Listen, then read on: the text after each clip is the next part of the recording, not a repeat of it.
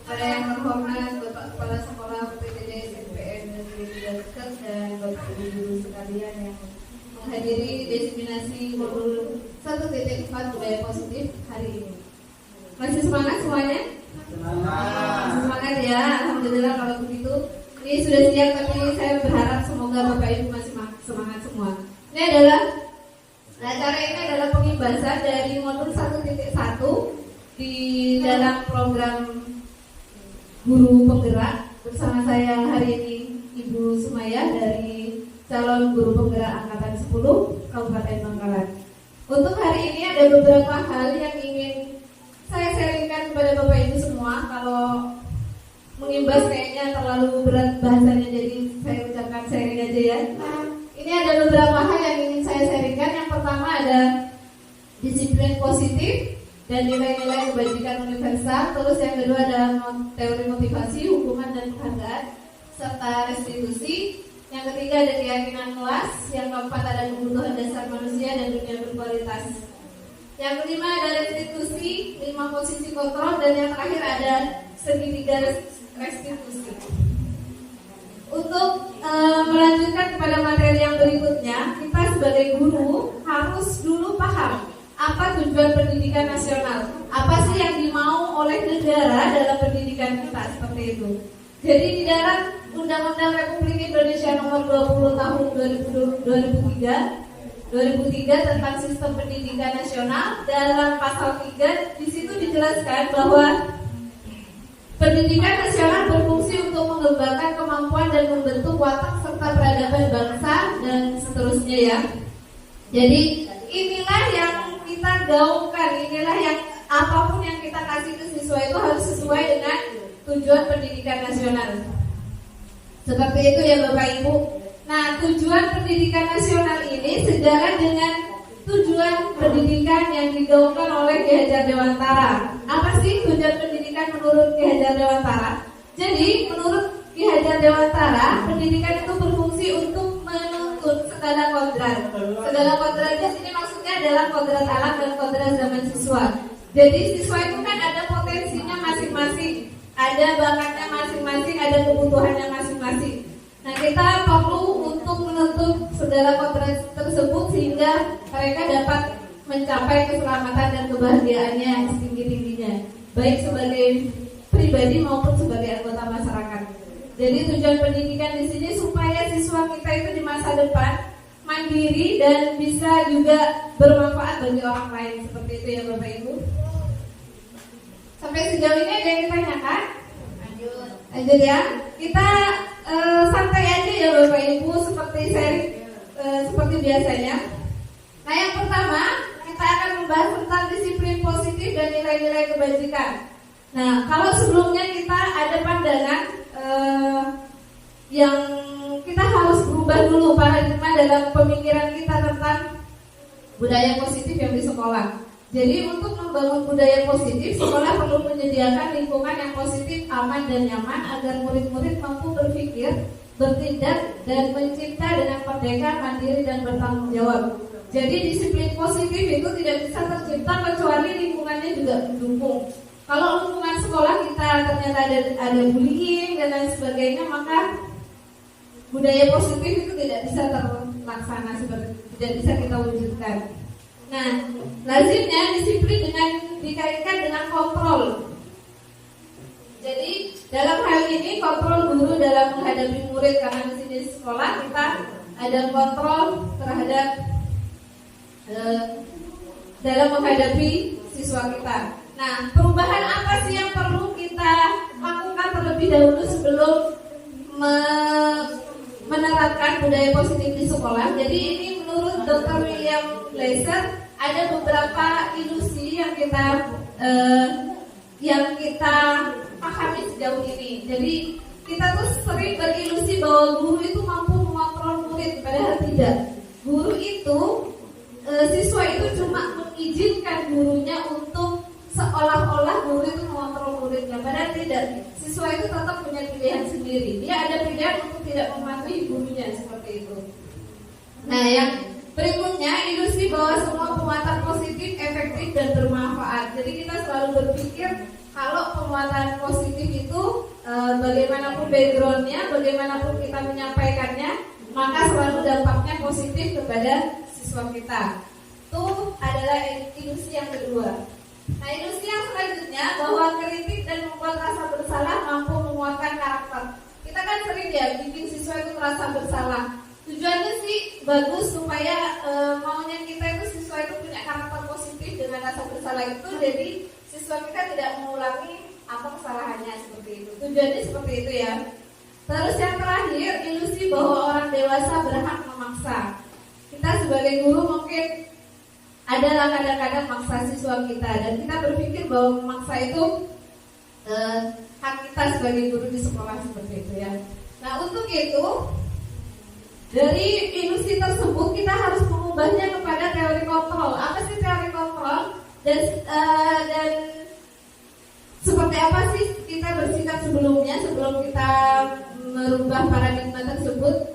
Nah, yang pertama dulu tuh kita masih ada di posisi stimulus respon. Nah, kita harus berubah itu menjadi ke teori kontrol. Nah, stimulus respon seperti apa contohnya? Yang pertama di sini kita mencoba mengubah orang agar berpandangan sama dengan kita. Kita coba bikin siswa kita itu punya pandangan yang sama kepada kita. Padahal kan semua orang itu kan punya pandangan yang berbeda. Jadi kita harus menuju ke teori kontrol yang berusaha memahami bahwa pandangan orang itu berbeda tentang dunia. Jadi satu orang dengan orang yang lainnya itu punya pandangan yang berbeda. Gak bisa kita samakan seperti itu. Terus yang kedua, ada perilaku buruk dilihat sebagai suatu kesalahan. Kita selalu berpikir kalau siswa berbuat kesalahan itu maka itu buruk dan itu nakal seperti itu ya. Nah, kita harus merubah pandangan itu menjadi semua perilaku memiliki tujuan. Jadi semua orang itu kalau melakukan sesuatu ada tujuannya masing-masing. Entah itu yang dikerjakan itu positif atau negatif seperti itu. Nah, yang selanjutnya, orang lain bisa mengontrol saya. Itu pandangan yang harus kita rubah ya. Kita harus berpikir bahwa hanya saya yang bisa mengontrol saya sendiri seperti itu ya.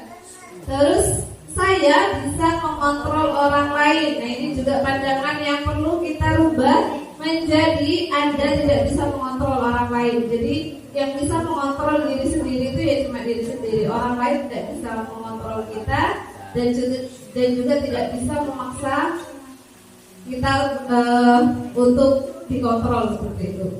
Nah, yang selanjutnya, pemaksaan ada pada saat bujukan gagal. Jadi kalau kita mau bujuk seseorang terus gagal, kita paksa seperti itu. Nah, itu kita harus ubah pandangan seperti itu menjadi kolaborasi dan konsensus menciptakan pilihan-pilihan baru. Jadi dari satu kepala mendapatkan pilihan A, maka kalau dua kepala mendapatkan pilihan A, B, seperti itu ya. Jadi ada kolaborasi antar sesama. Terus yang terakhir, model berpikirnya menang atau kalah. Yang satu menang dan yang satunya kalah. Nah, kita harus berubah pandangan itu menjadi bermodel berpikir menang-menang. Jadi semuanya harus sama-sama menang seperti itu. Begitu ya Bapak Ibu. Sejauh ini apa ada yang ditanyakan? Tidak ada. Baik, bisa saya lanjutkan ya Bapak Ibu. Sekarang kita lanjut ke disiplin. Disiplin itu apa sih seperti itu? Kita selalu menggaungkan disiplin gitu kan tiap harinya. Tapi disiplin itu apa seperti itu? Nah, kalau di Indonesia disiplin itu selalu dikaitkan dengan membuat orang itu tidak nyaman. Ada konotasinya kalau di Indonesia itu agak dipaksa seperti itu ya. Nah, kalau padahal harusnya artinya disiplin itu adalah belajar yang berasal dari bahasa Latin disiplina seperti itu ya Bapak Ibu. Begitu? Sudah saya lanjut ya. Saya takutnya Bapak Ibu ini tidur ini, soalnya sudah jam-jam rawan ini, jam-jam tidur siang. Rawan. Betul, rawan sekali jam-jam segini. Masih bisa dilanjut ya? Oke, semangatnya masih ada ternyata. Oke, jadi saya katakan disiplin itu berasal. Iya, bisa boleh silakan. yang berasal dari bahasa Latin yang artinya itu disiplina, yang berasal dari bahasa Latin disiplina, artinya itu adalah belajar. Jadi sangat berbeda sekali dengan apa yang kita pahami selama ini, bahwa disiplin itu adalah tuntutan seperti itu. Kalau di sini disiplin itu adalah belajar.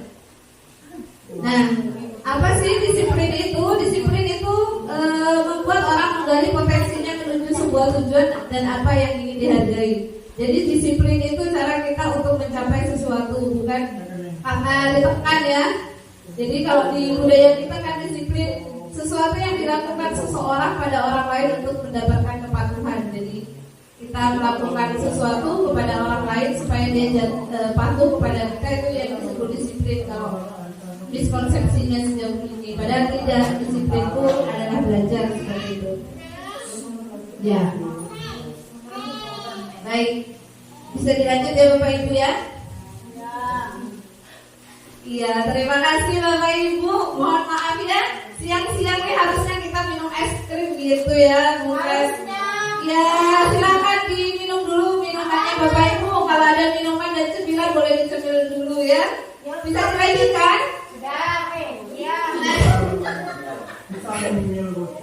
Jadi kita lanjutkan kepada nilai-nilai kebajikan universal. Apa sih nilai-nilai kebajikan universal itu? Jadi bisa minta tolong dibaca aja kali ya supaya nggak ngantuk. Bisa minta tolong Bapak Fatur, minta tolong dulu Pak Fatur. Apa sih nilai-nilai kebajikan itu? Nilai-nilai kebijakan itu adalah sifat-sifat positif manusia yang merupakan tujuan mulia yang ingin dicapai setiap individu.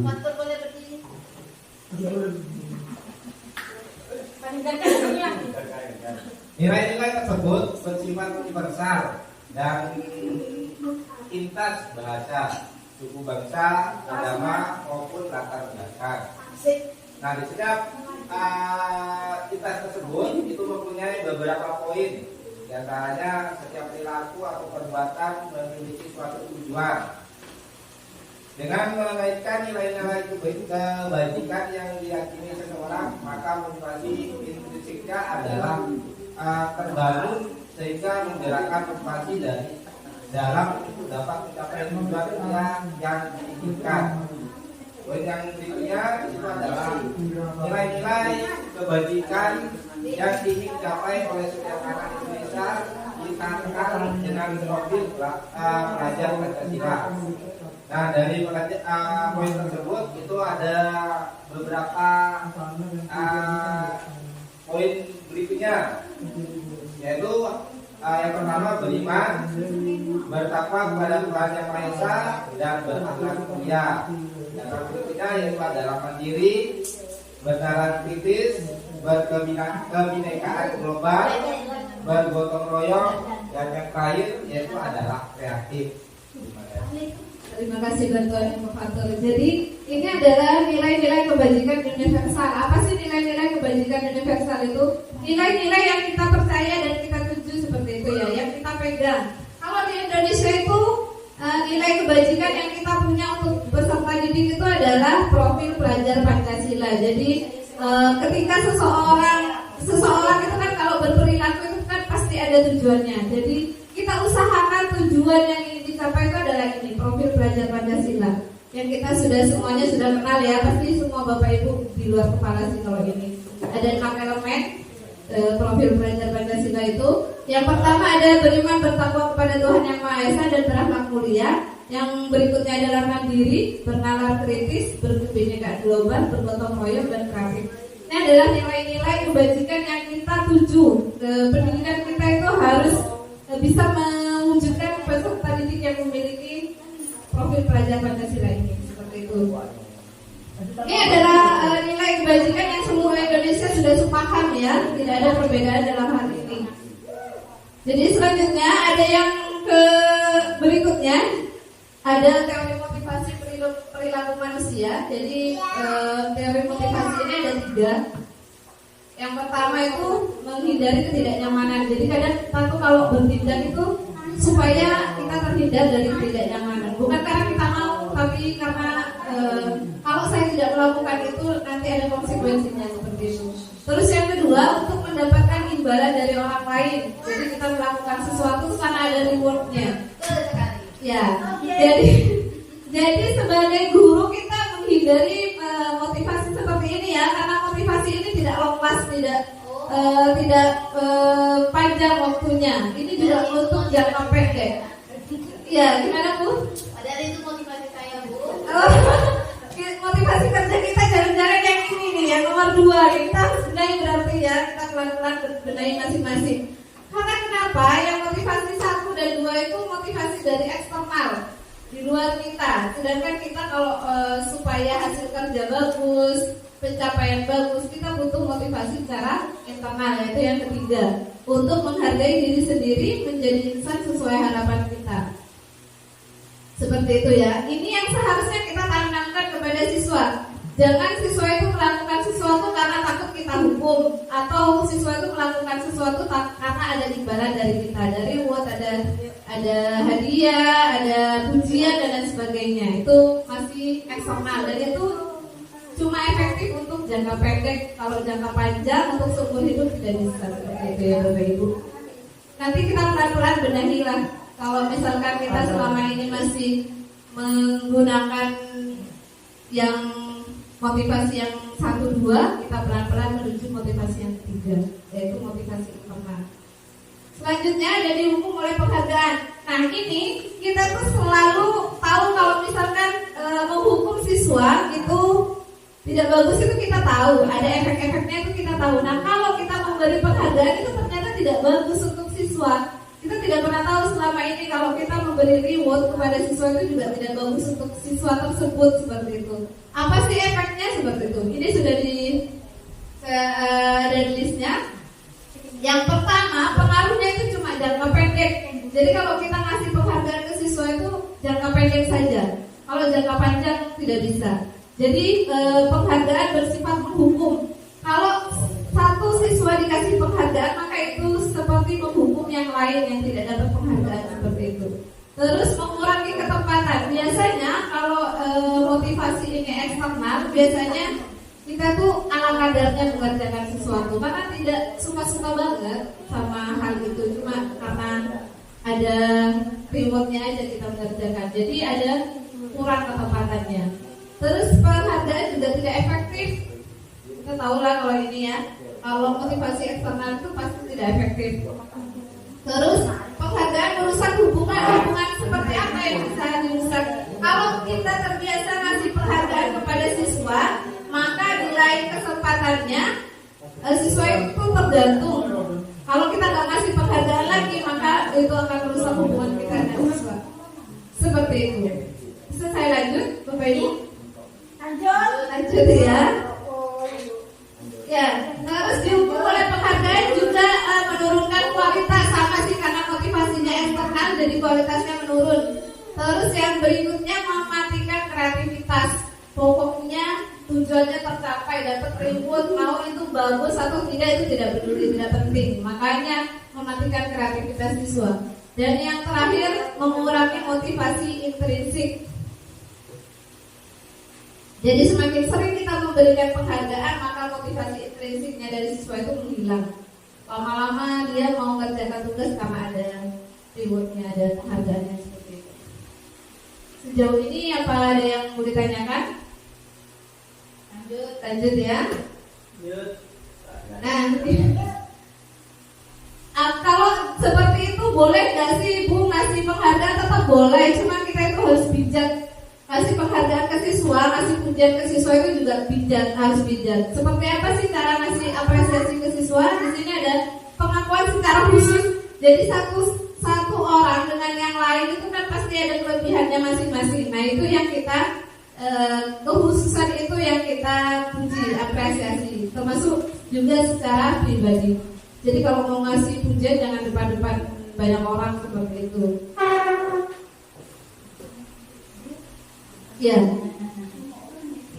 Kalau biasanya kan kita bagus sekali nilaimu A misalkan. Nah ini bagi yang lain, kalau saya gagal berarti paling yang bisa cuma anak ini doang, saya nggak akan bisa nih seperti itu. Jadinya seperti itu kalau kita ngasih penghargaan. kepada siswa itu ya. Terus beri pengakuan kepada semua murid. Jangan cuma satu aja yang kita puji, terus yang lainnya kita kamu ini gimana sih kayak gitu, itu tidak boleh ya. Terus beri pengakuan secara konsisten, jadi tidak boleh pelin-pelan sih. Kita tuh harus terus-terusan kalau mau ngasih apresiasi itu. Terus fokus pada proses. Jadi kalau kita mau ngasih apresiasi, bagus kamu sudah belajar dengan baik, kalau sudah berusaha untuk menyelesaikan soal, bukan bagus kamu sudah menjawab soal dengan benar, bukan seperti itu. Itu kan hasil. Nah, kita harus kasih pujian itu kepada prosesnya, bukan hasilnya. Seperti itu. Nah, di sini ada situasi, contoh situasi ketika kita memberikan apresiasi seperti itu. Saya tanya dulu ya Bapak Ibu, dari ketiga contoh ini, apakah ada yang pernah mengalaminya? Boleh katakan. Ayo Bapak Ibu, apakah ada yang pernah mengalami dari contoh apresiasi ini? Tak tolong aja ya saya ya, kira-kira. Tak tolong Bu.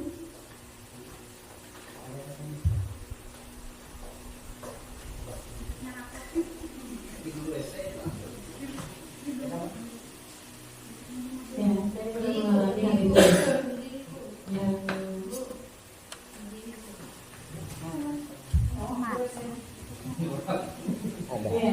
Terkait dengan rasa empati, saya pernah mengalami. Jadi di situ saya juga menjelaskan kepada mereka apa bedanya antara empati dan simpati. Belum saya memuji mereka atas empati mereka yang berikan kepada teman-teman.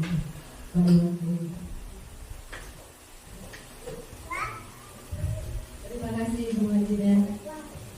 Jadi ini kalau memuji siswa itu harus khusus seperti itu ya. Kalau misalkan situasinya seperti apa, kita melihat siswa kita itu nolong temannya, nah itu baru kita puji karena itu khusus gitu.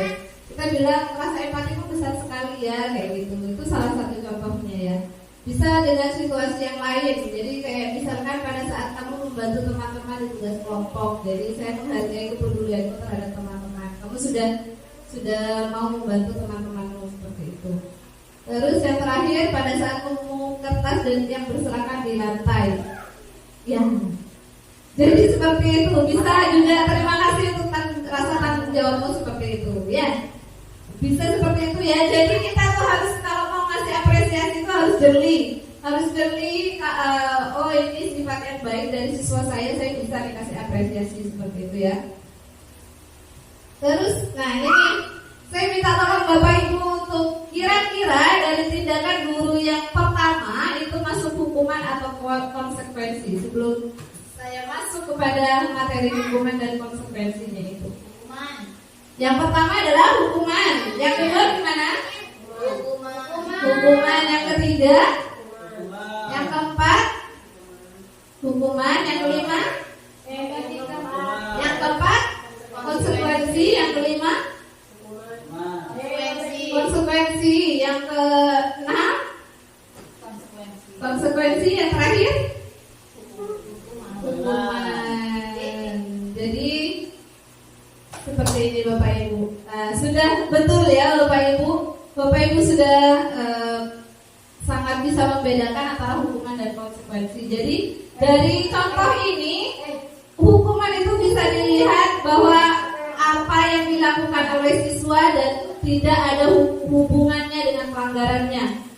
Dia telat 10 menit terus kita suruh bersihkan toilet, itu kan tidak ada hubungannya seperti itu. Makanya itu disebut hukuman. Kalau misalkan yang sesuai dengan apa pelanggarannya, itu namanya konsekuensi. Seperti contohnya mengganti kertas tugas teman yang telah dicoret-coret. Karena dia sudah mencoret-coret kertas temannya, maka dia perlu menggantinya dengan yang baru seperti itu. Itu namanya konsekuensi. Terus kayak yang terakhir juga, lari mengelilingi lapangan basket 2 kali karena terlambat 10 menit untuk pelajaran PJOK. Coba ini pelajarannya bahasa Inggris, kira-kira itu hukuman atau konsekuensi? Hukuman. Jadi tidak ada hubungannya antara lari keliling lapangan dengan pelajaran bahasa Inggris. Makanya itu disebut hukuman. Seperti itu ya. Kita lanjut ke berikutnya. Di sini perbedaan antara hukuman hukuman dan sanksi atau konsekuensi. Bisa dilihat di situ. Kalau hukuman itu adalah sesuatu yang menyakitkan harus terjadi. Kalau sanksi atau konsekuensi itu tidak harus menyakitkan, tapi itu harus terjadi seperti itu.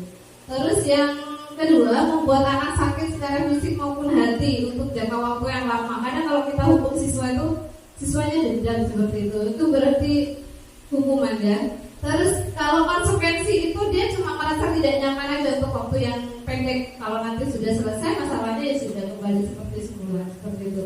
Terus anak membenci kedisiplinan. Nah ini nih yang sering kita lakukan nih. Kita kadang suruh siswa hafalan Al-Quran karena dia telat. Karena kita hukum begitu, siswa bukannya mau menghafal itu malah dia jadi benci menghafal karena itu dijadikan hukuman. Padahal itu kan bagus kan menghafal itu.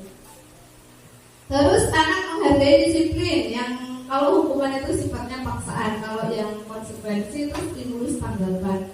Terus yang berikutnya mendorong anak menyakiti diri sendiri. Kalau yang konsekuensi mendorong anak agar mudah menyesuaikan diri. Jadi dengan konsekuensi itu anak harus jadi bisa menyesuaikan diri. Kalau hukuman itu membuat siswa itu punya konsep diri yang buruk. Oh saya gagal karena saya sudah dihukum oleh guru saya seperti ini. Terus kalau yang konsekuensi itu konsep diri yang baik. Jadi dia tahu gitu loh. Kalau kita melakukan sesuatu yang buruk maka ada konsekuensinya yang harus kita tanggung. Terus yang berikutnya anak belajar untuk menyembunyikan kesalahan. Ini yang sering kita temui sih. Anak tuh suka bohong karena kita kalau dia jujur kita hukum. Jadinya dia gak berani untuk berbicara secara jujur karena kalau jujur nanti dihukum sama gurunya. Kita sebagai orang tua di rumah juga sering seperti ini ya. Kalau anak kita salah, dia mengaku kesalahannya terus dihukum. Jadinya dia takut untuk jujur sama orang tuanya. Ini sama juga seperti di sekolah. Terus anak belajar untuk mematuhi peraturan kalau misalkan konsekuensi. Seperti yang saya bilang tadi, kalau dia melakukan pelanggaran maka ada konsekuensi yang harus ditanggung. Nah itu jadi bikin anak belajar untuk mematuhi peraturan.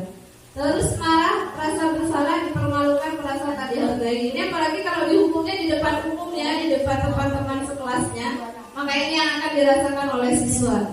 Kalau konsekuensi kehilangan hak, dibuat tidak nyaman, diasingkan untuk sementara waktu. Seperti itu.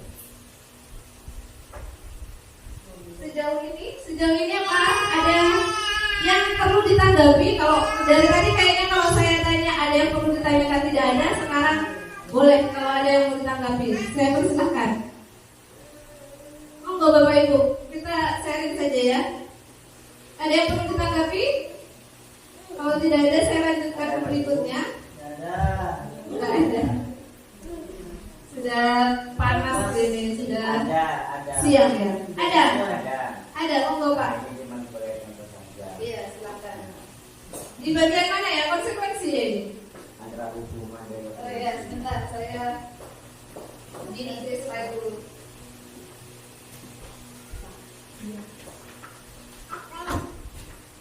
Yakin dong. Berdiri. ya saya mengundang ada siswa itu terjadi kesalahpahaman. Biasanya yang siswa A langsung memarahi yang siswa B, ibaratnya siswa yang lain. Sebenarnya dia tidak marah sebenarnya yang A ini, cuma kata-katanya agak kasar, sehingga yang B itu merasa yang saya ini marah, akhirnya dia mandi. Apakah ini termasuk konsekuensi atau hukuman?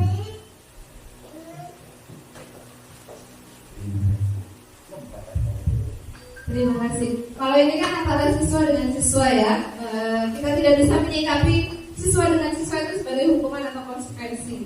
Ini sikap kita sebagai guru. Nah, untuk mengatasi masalah seperti yang diungkapkan oleh Pak Halid tadi, ini ada caranya setelah ini.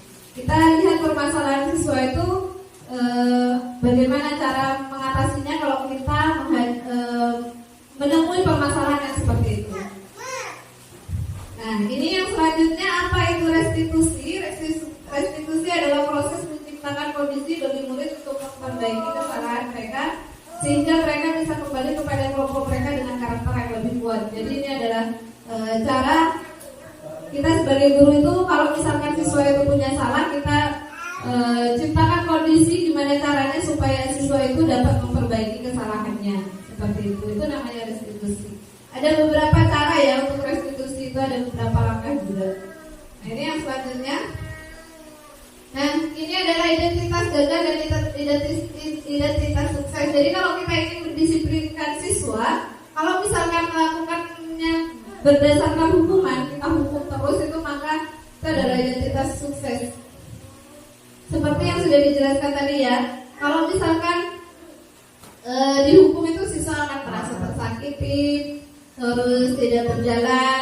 Kalau misalkan siswanya tidak takut, kan ada juga siswa yang berani sama kita itu kan ada. Jadi kalau hukuman itu tidak efektif. Jadi kalau ada siswa yang berani, maka itu tidak akan terjadi ya.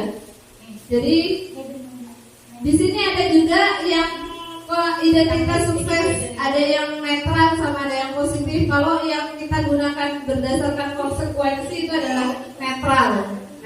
Netral karena anak tidak akan merasa disakiti.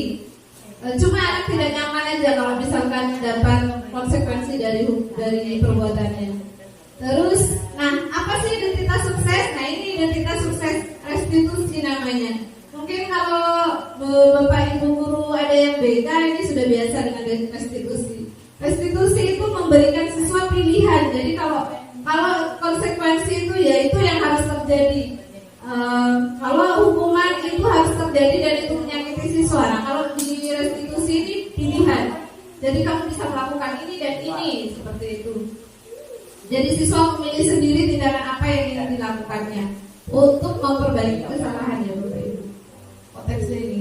Terus yang berikutnya menguatkan murid dalam jangka waktu yang panjang. Jadi ini yang ingin kita capai. Jadi kalau siswa itu disiplin itu dalam jangka waktu yang panjang. Bukan karena jangka waktu yang pendek, karena di sekolah saja nanti di rumah tidak disiplin lagi, bukan seperti itu. Terus kalau sebagai korban di restitusi itu maka dia akan mendapatkan penggantinya, seperti itu ya. Terus yang berikutnya masalah terpecahkan, jadi masalahnya itu juga selesai dengan menggunakan restitusi ini. Terus yang berikutnya murid belajar bertanggung jawab untuk perilakunya. Ini yang sangat kita harapkan dari siswa kita. Jadi siswa kita itu tahu apa yang dilakukannya dan bertanggung jawab terhadap itu. Terus yang berikutnya fokus pada pemecahan masalah dalam jangka waktu yang panjang, sama seperti yang tadi ya. Terus biasanya tanya ke siswanya seperti ini, apa yang kamu yakini, apa yang bisa kamu lakukan untuk memperbaiki masalah ini, seperti itu. Terus anak menghormati dirinya dengan orang lain. Ini efeknya apa, dampak positifnya seperti itu. Selanjutnya ada ciri-ciri restitusi. Kita tolong ya untuk membacakan. Kita tolong ya benar ya.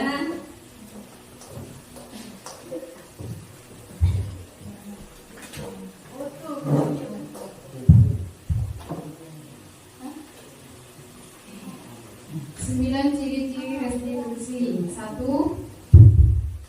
Bukan untuk menebus kesalahan, namun untuk belajar dari kesalahan. 2. Memperbaiki hubungan. 3. Tawaran bukan paksaan. 4. Restitusi menuntut untuk melihat ke dalam diri. 5. Restitusi mencari kebutuhan dasar yang mendasari tindakan. 6. Restitusi diri adalah cara yang paling baik. 7. Restitusi fokus pada solusi. 8. Restitusi fokus pada karakter bukan tindakan. 9. Restitusi mengembalikan murid yang berbuat salah pada kelompoknya. Terima kasih. Terima kasih Ibu. Jadi ini adalah ciri-ciri dari restitusi. Kalau restitusi itu bukan menebus kesalahan. Jadi kalau siswa itu berbuat salah, siswa itu belajar dari kesalahan tersebut. Itu adalah ciri-ciri dari restitusi. Terus ciri-ciri selanjutnya adalah memperbaiki hubungan. Jadi kalau sebelumnya ada ketidaknyamanan antara satu dengan yang lain melalui restitusi ini jadi memperbaiki hubungannya seperti itu. Jadi misalkan ada satu siswa dan siswa yang lainnya bermasalah, kita perbaiki melalui restitusi ini. Terus restitusi itu solusinya berupa tawaran, bukan paksaan. Kamu harus begini, kamu harus minta maaf, misalkan seperti itu. Bukan seperti itu ya. Jadi restitusi itu tidak berupa paksaan, tapi berupa tawaran. Terus yang keempat, restitusi menuntun untuk melihat ke dalam dirinya. Jadi melalui langkah-langkah restitusi ini, siswa akan introspeksi diri. Kira-kira apa sih yang salah seperti itu. Terus yang selanjutnya, restitusi mencari kebutuhan dasar. Seperti yang saya sudah sebutkan tadi, bahwa setiap tindakan orang, dalam hal ini adalah murid, maka ada tujuannya. Entah itu tindakannya positif atau negatif, itu pasti ada tujuannya seperti itu. Terus restitusi diri adalah cara yang paling baik. Sejauh ini adalah cara yang paling baik untuk mengatasi masalah di dalam pembelajaran. Terus restitusi fokus pada solusi. Jadi tujuannya dari restitusi itu adalah untuk mencari solusi. Solusi di sini siswanya sendiri, kita itu cuma menstimulusnya saja.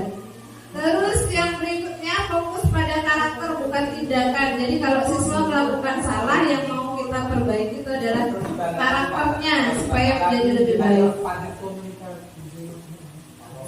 Seperti itu ya Bapak Ibu. Terus yang terakhir, mengembalikan murid yang berbuat salah pada kelompoknya supaya sama-sama baik, sama seperti teman-temannya yang lain. Seperti itu. Apakah ada yang ditanyakan? Monggo Bapak Ibu, jika ada yang ingin diungkapkan.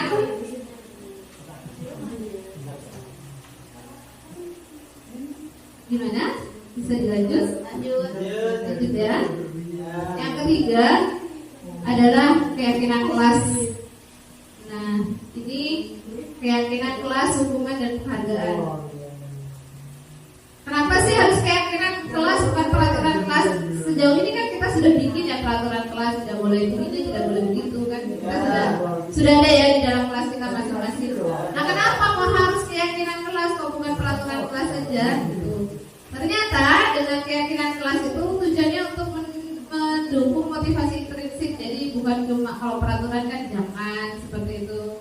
Itu kan motivasinya masih intrinsik ya. Jadi nilai-nilai yang kita yakini itu harus tumbuh dan dikembangkan berdasarkan motivasi intrinsiknya siswa. Nah, keyakinan kelas adalah nilai-nilai kebajikan atau prinsip-prinsip universal yang disepakati bersama secara universal lepas dari latar belakang suku, negara, bahasa maupun agama. Dari pengertian ini, apakah di kelas Bapak Ibu masing-masing sudah ada keyakinan kelas atau nilai yang kita tanamkan kepada siswa? Ada nggak kira-kira? Belum ada ya? Nanti kita bikin sama-sama ya Bapak Ibu ya. Kita perbaiki pelan-pelan. Kita ciptakan nilai-nilai yang kita ingin kita wujudkan di dalam kelas maupun di sekolah. Seperti itu.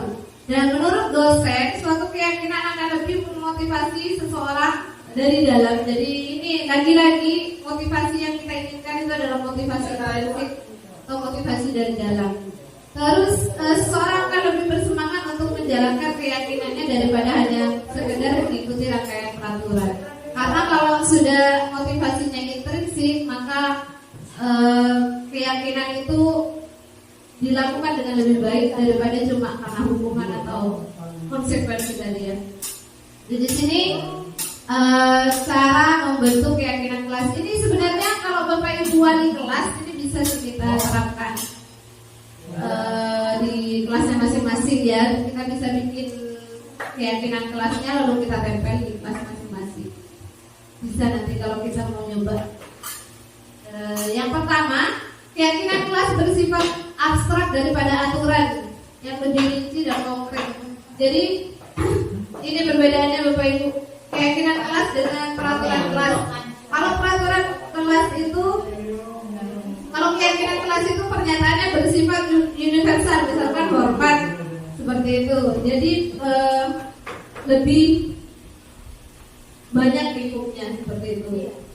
Pernyataan keyakinan kelas senantiasa dibuat dalam bentuk positif. Nah ini bedanya dengan peraturan. Biasanya kalau peraturan kan jangan lari-lari di dalam kelas. Kira-kira kalau bentuk keyakinan jadi gimana? Ada yang mau nyoba? Kalau misalkan pernyataannya jangan berlari di dalam kelas, keyakinan kelasnya apa berarti? Karena harus positif kan, nggak boleh negatif. Berarti berjalan di dalam kelas seperti itu ya. Terus keyakinan kelas hendaknya tidak terlalu banyak sehingga mudah diingat dan dipahami. Jadi kalau kita bikin keyakinan kelas itu nggak usah banyak-banyak, dikit saja tapi semua orang itu paham dan mengerti. Semua warga kelas sebaiknya ikut berkontribusi dalam membuat kegiatan kelas lewat curah pendapat. Bersedia meninjau kembali keyakinan kelas dari waktu ke waktu. Jadi untuk membuat keyakinan kelas itu semua warga kelas harus terlibat, guru dan murid. Jadi harus kesepakatan bersama. Dan boleh ditinjau dari waktu ke waktu. Jadi kalau misalkan keyakinan kelas ini tidak cocok untuk jangka waktu 6 bulan ke depan, maka boleh direvisi. Seperti itu ya. Jadi bisa ditinjau. Terus yang berikutnya ada ini contohnya, peraturan itu seperti apa, keyakinan kelas seperti apa. Jadi kalau misalkan selalu kembalikan buku ke tempatnya, itu kan peraturannya. Nah, keyakinan kelasnya itu adalah tanggung jawab. Jadi dari tanggung jawab itu banyak hal-hal yang tidak sesuai itu kan bukan tidak bertanggung jawab kan. Jadi tanggung jawab itu lebih luas daripada peraturannya. Terus yang berikutnya dilarang mengganggu orang lain. Keyakinan kelasnya menghormati orang lain dan diri sendiri seperti itu. Terus hadir di sekolah 15 menit sebelum pembelajaran dimulai. Menghormati orang lain, berkomitmen pada tujuan. Dan selanjutnya seperti itu ya Bapak Ibu. Bisa dipahami berdasarkan contoh ini ya. Insya Allah bisa ya. Nanti kita coba bareng-bareng membuat keyakinan kelas. Terus yang berikutnya adalah kebutuhan dasar manusia. Jadi kebutuhan dasar manusia itu ada 5. Belum ya. Ada 5 kebutuhan dasar untuk merasa dicintai atau diterima. Itu salah satu kebutuhan dasar manusia. Terus ada bertahan hidup. Ya. Kenapa pada bersenyum-senyum tersinggung gini ya ketika membahas cinta kasih? Siswa juga Iya, siswa juga butuh cinta kasih. Ini memang kebutuhan dasar manusia. Entah itu guru atau murid sama, kebutuhannya sama. 5 ini yang bertahan hidup, penguasaan, kebebasan, kesenangan. Jadi kalau kita kurang senang, maka akan ada tindakan-tindakan negatif yang kita lakukan untuk mencapai kesenangan itu. Iya, rasa memiliki dan dimiliki termasuk di kisah cinta kasih ya, memiliki. Jadi ini enggak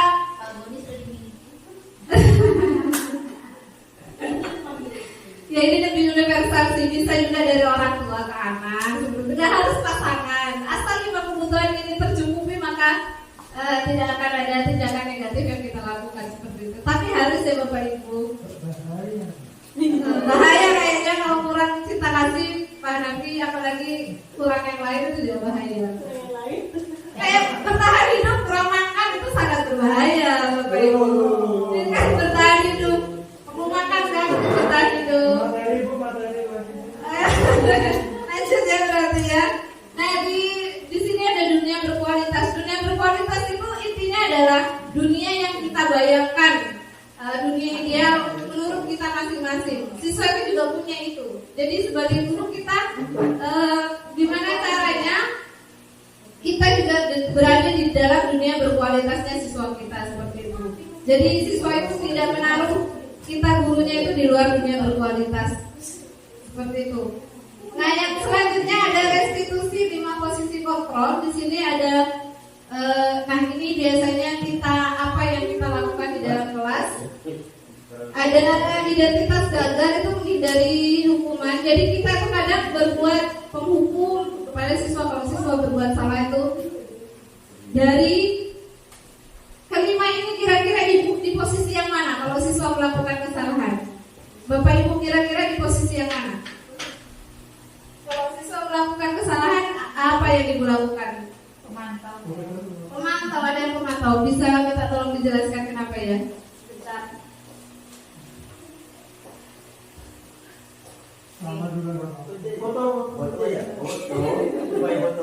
Kalau siswa atau murid melakukan kesalahan, karena saya pemantau.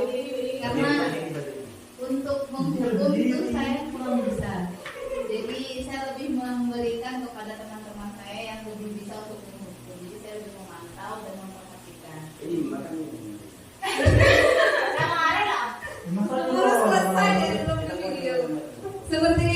ada satu orang lagi ya minta tolong Pak Goni, kira-kira posisinya di mana sejauh ini? Kalau ada siswa yang salah itu kira-kira Dia membuat orang merasa bersalah.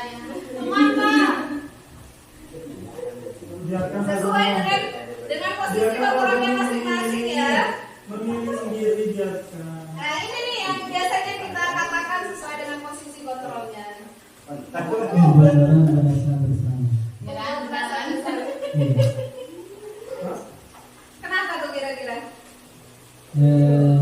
Kadang siswa itu ini kan objeknya siswa ya. Betul.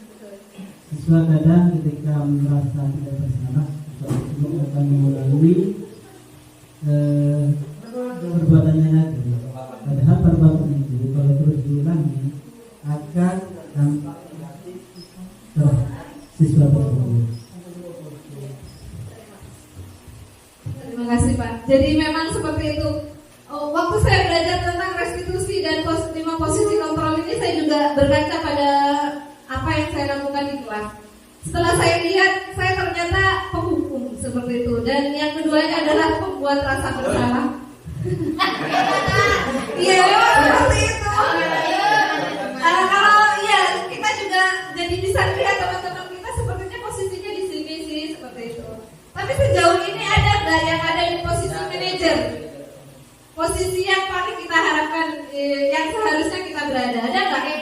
Manajer ya.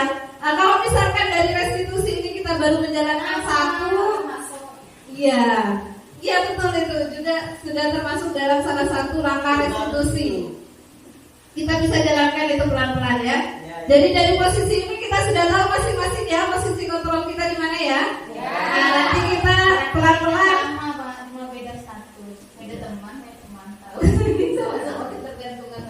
Iya, kalau posisi teman dan pemantau itu memang membuat siswa itu ketergantungan kepada kita. Kalau misalkan nggak ada Pak Harid misalkan, saya malas masuk, nggak ada Pak Harid hari ini, Pak Harid nggak masuk. Nah itu seperti itu, ketergantungan terhadap orang lain. Kalau saya kayaknya itu siswa saya menghindari hukuman dari saya sepertinya, karena saya posisinya adalah penghukum dan pembuat orang merasa bersalah. Jadi membuat benar. Jadi kita berharap di kedepannya nanti bisa semua meningkat dari saya yang paling ujung sana meningkat ke posisi manajer. Kita usahakan sama-sama ya Bapak Ibu belajar bersama seperti itu. Kita lanjut ya. Nah dari sini kira-kira posisi mana? Siapa yang mengatakan ini? Apakah si penghukum? Yang pertama penghukum, yang kedua yang dihukum. yang dihukum. Ada pilihannya, ada penghukum, merasa bersalah. Merasa orang bersalah ya. Terus yang ketiga, ayolah lakukan dengan teman. Terus yang berikutnya, apakah kamu mau mendapatkan stiker bintang hari ini? Memantau. Terus yang berikutnya, bagaimana kamu bisa menyelesaikan masalah ini? Manajer. Terus kamu selalu yang paling terakhir. Pokoknya diajar yang salah. Itu yang berusaha kamu menghukum. Nah kita coba lihat ya jawabannya. Yang pertama ada membuat rasa bersalah. Jadi kayaknya betul sih tadi sih. Terus yang berikutnya ada penghukum. Yang ketiga sudah betul ya, kita posisinya adalah teman. Yang berikutnya pemantau. Nah ini adalah posisi yang kita harapkan, yang manajer. Nah sekarang segitiga restitusi. Segitiga restitusi ini adalah cara kita menyelesaikan masalah kalau misalkan ada masalah di antara siswa kita, entah itu terlambat, tidak mengerjakan tugas dan lain sebagainya. Di segitiga restitusi ini ada 3 tahapan. Yang pertama adalah menstabilkan identitas, terus ada validasi tindakan yang salah, terus yang terakhir adalah menanyakan keyakinan. Contoh dari menstabilkan identitas itu yang mana? Yang bawah itu contoh kalimatnya ya. Kalau misalkan kita menghadapi siswa yang berbuat salah, jadi setiap orang pasti pernah melakukan kesalahan seperti itu. Jangan kamu salah, nggak boleh kamu kayak gitu. Tidak seperti itu ya segitiga restitusi. Tapi kita bilang ke siswa kita bahwa semua orang itu pasti pernah melakukan kesalahan. Terus berikutnya adalah validasi tindakan yang salah. Kamu pasti punya alasan tertentu yang melakukan itu. Ya, sambil diminum Bapak Ibu. Kalau misalkan ada cemilannya boleh dicemil, kalau ada makannya boleh makan. Kalau tidak ada ya harap bersabar saja ya Bapak Ibu ya. Kita lanjut validasi tindakan yang salah. Misalkan siswa kita telat, jadi tanya dulu alasannya kenapa telat. Kamu ini telat terus, bukan begitu, tapi kenapa kok bisa telat terus? Pasti ada alasannya kan. Jadi kalau sebelumnya kita bilang kamu ini telat terus, kita harus pelan-pelan berubah, sama-sama berubah secara pelan-pelan ya. Terus yang terakhir adalah menanyakan keyakinan, nilai-nilai apa yang telah kita sepakati. Nah ini ya kalau misalkan di dalam kelas kita itu sudah ada keyakinan kelasnya. Jadi kalau siswa melanggar itu kira-kira keyakinan kelas yang mana yang sudah dilanggar itu bisa ditanyakan. Kalau belum ada ya tanyain kira-kira menurut kamu sudah betul bertindak seperti itu. Seperti itu ya, ini segitiga diskusi. Nah ini penjelasannya. Yang untuk membuat anak yang merasa gagal karena berbuat salah menjadi positif terhadap dirinya. Jadi tidak bikin anak itu ngedown gitu ya dengan segitiga diskusi ini. Jadi di dalam tahapan menstabilkan identitas siswa, awalnya siswa ini kan berbuat salah, dia pasti punya gambaran negatif terhadap dirinya. Kita kembalikan gambaran negatif itu kepada positif seperti itu. Cara ngomongnya seperti apa Bapak Ibu? Di situ sudah ada contohnya ya. Contoh yang pertama, berbuat salah itu hal yang manusiawi. Siapa sih yang tidak pernah berbuat salah? Kita guru juga pernah kan. Jadi kita bisa bilang begitu kepada siswa kita. Terus yang kedua, bisa juga dengan mengucapkan tidak ada manusia yang sempurna. Sama juga seperti yang tadi, siapa sih manusia yang sempurna? Kan tidak ada. Kita sebagai guru juga pasti ada salahnya kan. Oh banyak ya. Terus Bapak Ibu juga buat salah ini supaya siswa itu tidak merasa gagal. Jadi kita bilang bahwa ibu juga pernah salah seperti kamu, seperti itu. Terus kita pasti bisa menyelesaikan permasalahan ini. Kita bisa juga menanyakan, mengucapkan hal seperti itu. Terus Bapak Ibu tidak tertarik untuk mencari tahu siapa yang benar, siapa yang salah. Bapak Ibu lebih tertarik untuk menyelesaikan masalah. Jadi siapa yang salah, siapa yang benar itu tidak penting untuk dicari tahu, tapi yang penting itu adalah mencari solusinya. Solusinya seperti apa dari kesalahan tersebut? Apa yang bisa kita lakukan? Seperti itu ya. Terus yang terakhir, kalau kamu menyalahkan dirimu sendiri terus-menerus, apakah kamu bersikap baik pada dirimu sendiri? Itu juga salah satu bentuk menstabilkan identitas siswa kita. Jadi kalau kamu berbuat seperti itu terus nyalahin diri sendiri, kita kira-kira itu bagus nggak buat kamu? Baik nggak buat kamu seperti itu? Apakah boleh menggunakan kalimat-kalimat lain? Boleh Bapak Ibu. Ini cuma sekedar contoh saja. Cuma intinya adalah sama. Kita itu membuat siswa itu tidak negatif kepada dirinya, tidak ada gambaran negatif, tapi kita bikin siswa itu memandang dirinya secara positif atau baik. Tujuannya seperti itu. Kalimat lain boleh. Ini cuma salah satu contoh saja. Terus validasi tindakan yang salah di sini untuk membantu siswa mengenali basic need atau kebutuhan yang diinginkan. Seperti yang saya ucapkan tadi, sudah dijelaskan di awal tadi bahwa manusia itu punya 5 kebutuhan dasar. Nah kira-kira siswa itu bertindak negatif itu kebutuhan dasar yang mana yang kurang? Kita cari tahu. Dengan cara seperti apa validasinya? Kamu bisa saja kan melakukan hal yang lebih buruk, tapi kamu tidak melakukannya kan, seperti itu. Jadi dia tidak merasa sangat-sangat salah gitu loh. Dia tidak memandang dirinya jelek. Terus kamu pasti punya alasan mengapa kamu melakukannya ini untuk menggali kebutuhan dasar mana yang kurang. Terus apa yang penting bagi kamu ini untuk menanyakan nilai-nilai yang dia pahami, nilai-nilai yang dia anggap penting sejauh ini. Terus kamu boleh tetap berusaha menjaga sikap itu, tapi tambahkan sikap yang lain yang baru, seperti itu. Terus berikutnya, maukah kamu belajar cara lain untuk mendapatkan yang kamu butuhkan tanpa harus memukul? Ini kalau misalkan di kelas kita ada yang mukul temannya ya. Tapi kalau SMP jarang ya Bapak Ibu ada yang mukul teman. Betul begitu Bapak Ibu? Siswanya apa masih ada yang mukul? Ada ya. Kalau di SMP itu mungkin bermusuhan, bukan mukul. Enggak, mukul mungkin anak SD ya. Terus apakah kamu bisa melakukan dengan lebih baik besok lagi? Jadi besok kamu bisa nggak berubah lebih baik? Atau bisa kita tanya lagi tindakan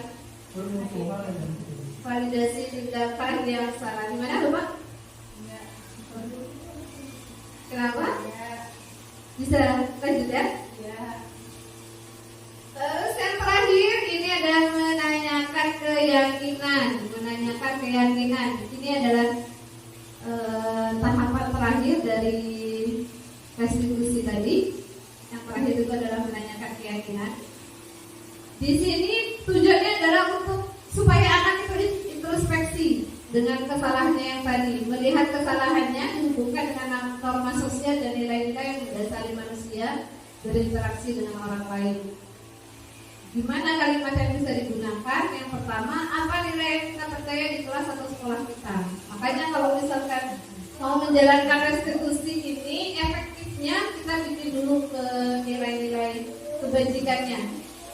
Keyakinan kelasnya kita bikin dulu. Jadi kita punya satu pakem gitu. Kalau misalkan anak tidak sesuai dengan ini, nanti kita bisa tanyakan nilai yang mana yang tidak sesuai. Seperti itu ya. Terus nilai-nilai universal apa yang telah kita sepakati? Seperti itu juga salah satu contoh. Ada suara ini ya Bapak Ibu. Semoga ini tidak terlalu mengganggu pendengar Bapak Ibu ya. Yang berikutnya adalah nilai kelas yang ideal itu seperti apa sih? Nah, ini untuk masuk kepada yang tadi Bapak Ibu. Ya, dunia berkualitas. Jadi supaya kita tahu dunia berkualitas dia seperti apa, itu bisa tanya yang seperti ini. Jadi kelas yang ideal itu seperti apa sih? Dia kan pasti punya pandangan kelas impiannya sesuai dengan identitasnya. Terus kamu ingin jadi anak seperti apa? Nah, anak kan juga pasti punya impian. Saya tuh pengen jadi anak yang seperti ini, seperti itu kan. Tentu ya Bapak Ibu ya. Terus yang terakhir, tidak ada cemilan, sayang sekali. Nanti kapan-kapan kalau ada acara begini lagi kita bisa ada cemilannya ya. Kalau iuran gimana? Iuran itu gimana Bapak Ibu? Kita lanjut ya. Yang terakhir, apa yang kamu rasakan ketika kamu lakukan itu? Kamu jadi orang yang seperti apa? Jadi siswa itu bisa introspeksi kalau kita tanyakan seperti ini. Nah, sekarang kalau di kelas kita itu kan waktunya pendek, bisa nggak kita melakukan setiga tahapan itu? Saya rasa kalau waktunya pendek kan agak susah ya melakukan ketiga tahapan segitiga restitusi. Nah, kita bisa perpendek itu menjadi yang namanya intervensi 30 detik. Intervensi 30 detik ini adalah apakah kamu ingin apa? Jadi intervensi 30 detik ini untuk membantu siswa kembali kepada tujuan semula. Jadi kalau siswa berbuat yang tidak baik, kita bisa kembalikan dia kepada tujuannya yang seperti yang kita inginkan sebelumnya. Intervensi 30 detik ini singkat ya. Jadi kita bisa langsung kepada menanyakan keyakinannya. Misalkan contohnya, apakah kamu ingin berbuat lebih baik? Jadi tahapan yang 1, 2 kita lewati, kita bisa langsung ke tahapan yang terakhir mencari solusi.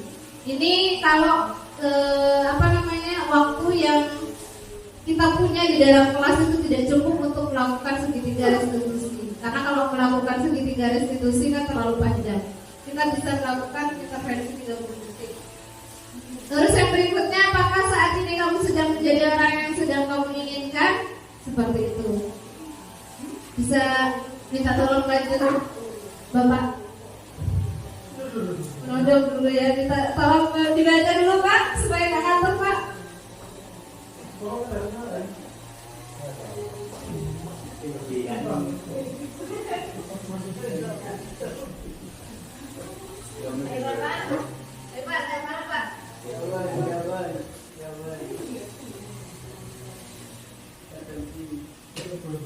Yang langkahnya saya.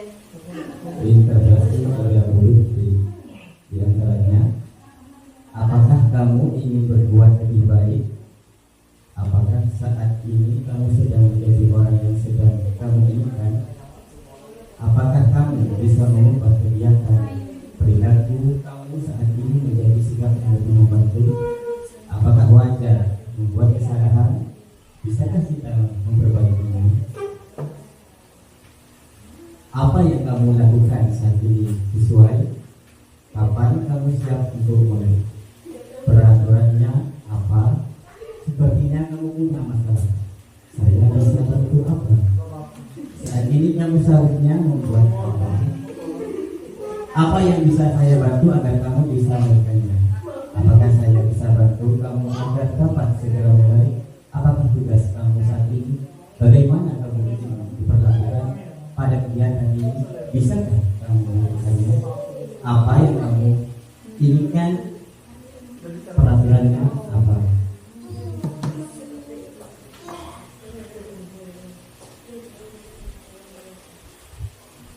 Terima kasih Pak Halim. Enak sekali waktu mendengarkan Pak Halim membaca ya. Seperti dibuai kita langsung ngantuk. Terima kasih Pak Halim. Jadi kalau dilihat dari intervensi 30 detik ini sepertinya saya rasa teman-teman sudah pernah mengalaminya di kelas. Kalau kita tidak melakukan segitiga restitusi, paling tidak kita sudah sering melakukan intervensi 30 detik ketika siswa mengalami permasalahan di kelas. Jadi kalau misalkan ada siswa kita tuh lari-larian di kelas, kita bisa nggak mau nggak kamu menjadi lebih baik, tidak lari-larian ke kelas lagi, atau bisa ditanyain wajar nggak kamu melakukan seperti itu di kelas kita, lari-larian di kelas itu wajar nggak sih seperti itu ya. Jadi itu namanya di intervensi 30 detik.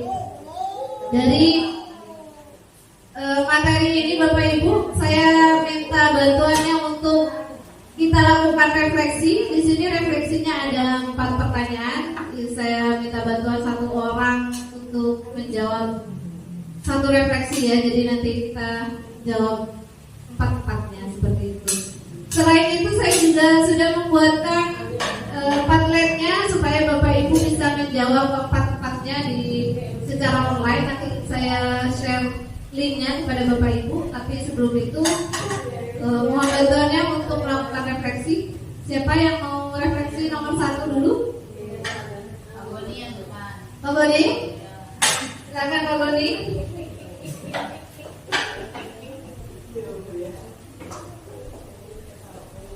Nah, lalu apa yang mengubah perasaan saya yang saya katakan?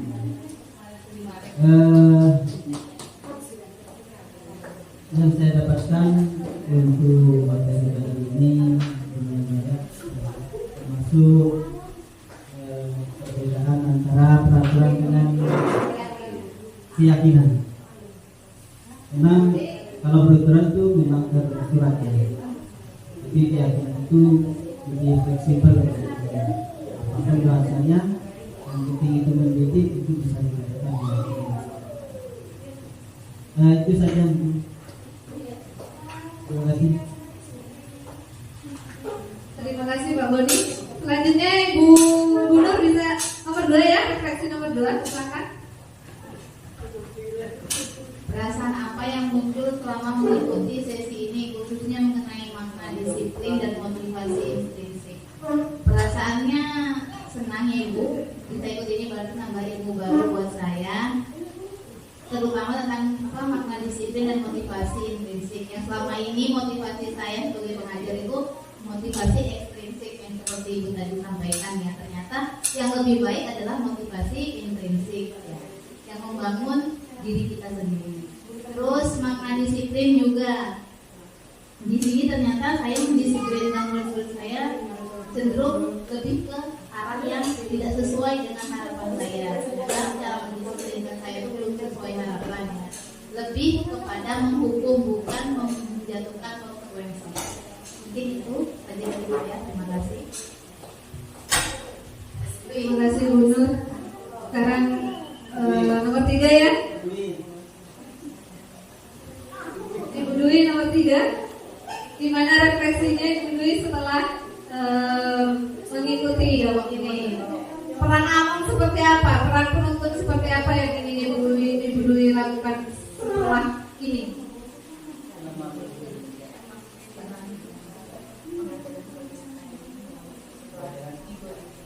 Setelah mengikuti kegiatan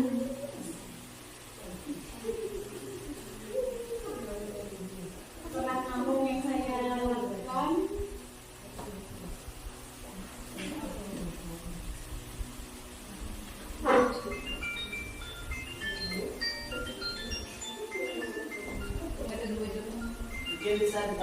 Ya, Bu Dwi sedang menerima materi kuliah. Saya lanjut ke sebelahnya aja. Kira-kira pengen posisi kontrol seperti apa yang ingin diterapkan di kelasnya? Mohon Ibu Madina silahkan. Posisi yang nomor 3, peran Among seperti apa yang ingin Ibu lakukan setelah ini seperti itu? Silakan Bu.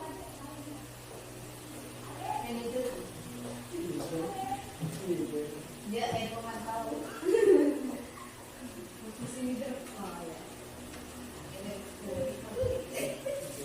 Sebagai pemantau dan manajer. Sebagai pemantau dan manajer ya. Alasannya ada nggak Bu? Kenapa kira-kira?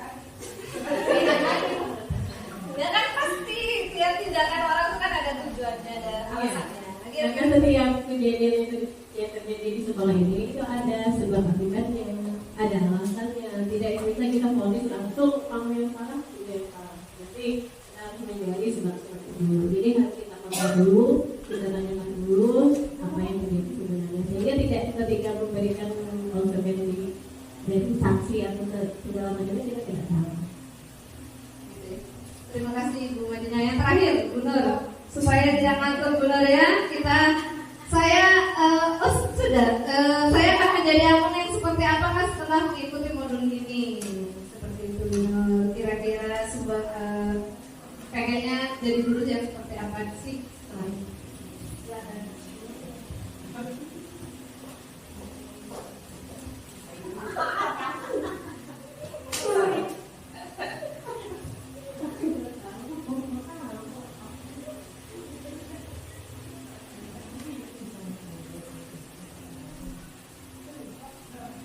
setelah mengikuti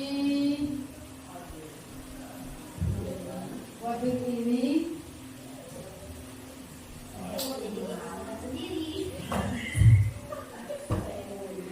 Santai aja Bu Nur, apa yang dipikirkan silakan.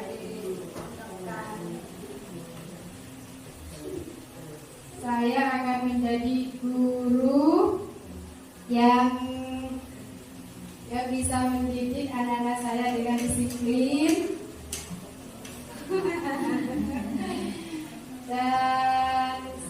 dan harapannya sekaligus menjadi dari manajer teman bagi mereka.